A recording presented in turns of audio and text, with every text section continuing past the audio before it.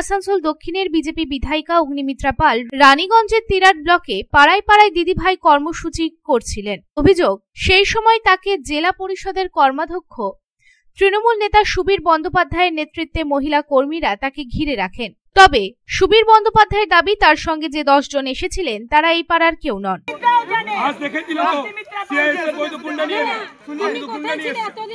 আপনার গর্ভটার একটা লোক আছে, আপনার গর্ভটার একটা লোক আছে। এই দাঁড়া, চুপ কর। না না, এখন ঘর আমাদের বাড়িতে গিয়েছিলেন না, তোমার সাথে আমি কথা বলতে, আমি কেন বলবো না? না না, আপনাদের কথাই ছিল, ঘরে ঢুকে ঢুকে বলছেন মোদিকে ভোট দিয়ে আপনারা কে করেছে। এর প্রতিবাদে বুধবার বিজেপির কর্মী ও সমর্থকেরা আসানসোলে ভগৎ সিং ও 19 নম্বর জাতীয় সড়কের কালীপাহাড়িতে টায়ার জ্বালিয়ে পথ অবরোধ করেন এবং পুনরায় বৃহস্পতিবার বিজেপি বিধায়িকা অগ্নিমিত্রা পালকে হেনস্থার এবং দোষীদের গ্রেপ্তারের দাবিতে পুলিশ কমিশনারেটের কার্যালয় ঘেরাও কর্মসূচি নেওয়া হয়।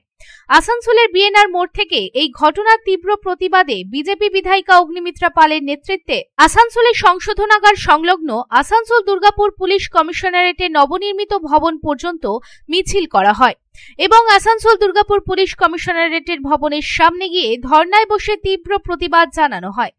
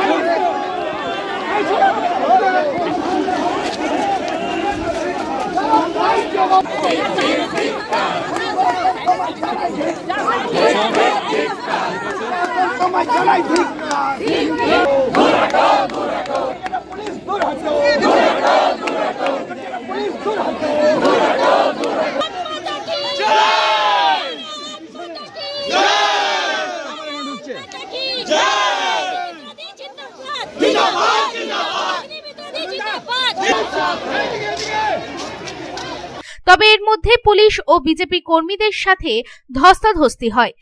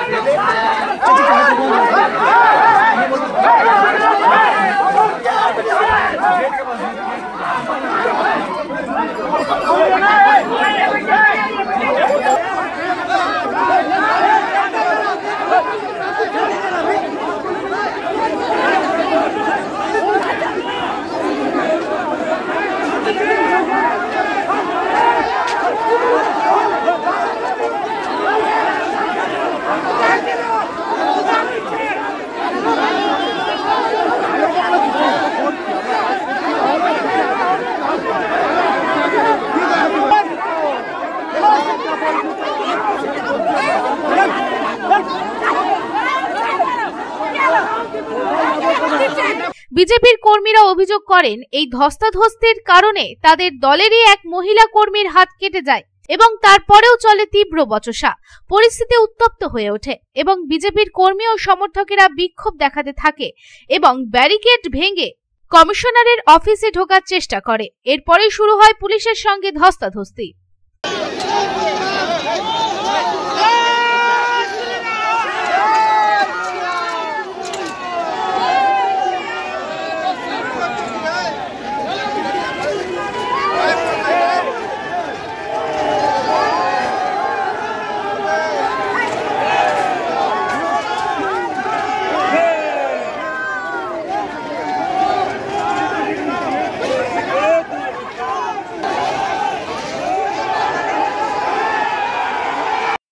প্রসঙ্গে বিজেপি বিধায়িকা অগ্নিমিত্রা পাল জানান, আজ ইল্লিগাল বালি ব্যবসার টাকা তৃণমূলের পকেটে যাচ্ছে। কাল ঘেরাওয়ের সময় 1 ঘন্টা পর পুলিশ এলো। এরকম চলতে পারে না। জনপ্রতিনিধির গাড়ি কেন আটকানো হয়েছে, তাই আজ সিপি ও ডিসির উত্তর চাই। তৃণমূল মানে চোর। তৃণমূলের কাউন্সিলর যদি চিঠি লিখে থাকে, তাহলে আপনার 86 ওয়ার্ডে চিঠিগুলোকে দেখান না, একটু দেখান। 86 ওয়ার্ডের মানুষ আপনার চিঠিগুলো দেখতে চায়। আপনি কোথায় প্রতিবাদ করেছেন? আজকে ইল্লিগাল বালি চলছে, আজকে ইল্লিগাল বালি ব্যবসার টাকা তৃণমূলের পকেটে যাচ্ছে, পুলিশের পকেটে যাচ্ছে। যে কারণে সেদিনকে যখন আমরা আন্দোলন করেছি, বালির গাড়ি বন্ধ করে দিয়েছি, আমাদের দামোদর নদীকে আমরা বাঁচাবো, আমরা শেষ করতে দেব না, তখন এই আসানসোল সাউথের বড়বাবু যাবার সময় পাননি।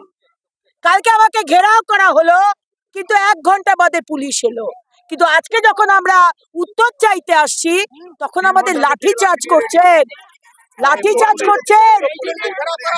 সিপি সাহেব, পাপের ঘোড়া ঘুরে এসেছে, পাপের ঘোড়া পূর্ণ হয়ে এসেছে। যদি থামাতে হয় সবাইকে অ্যারেস্ট করুন, তাই তো? অ্যারেস্ট করুন।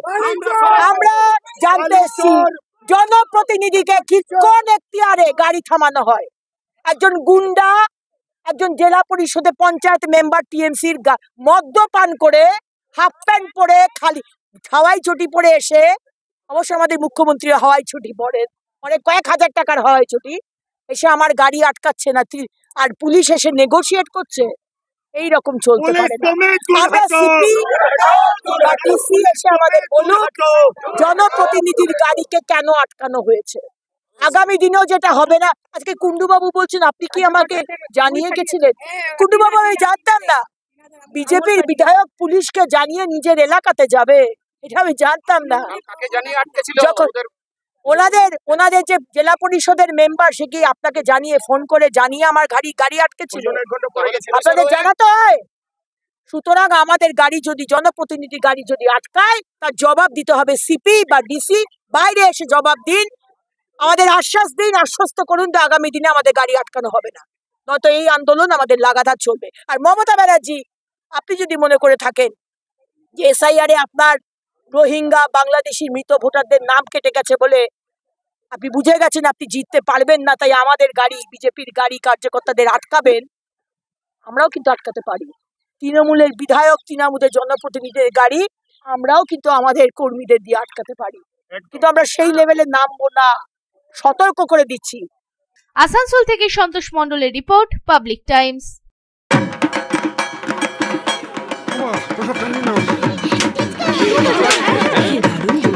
কার চয়েস দেখো,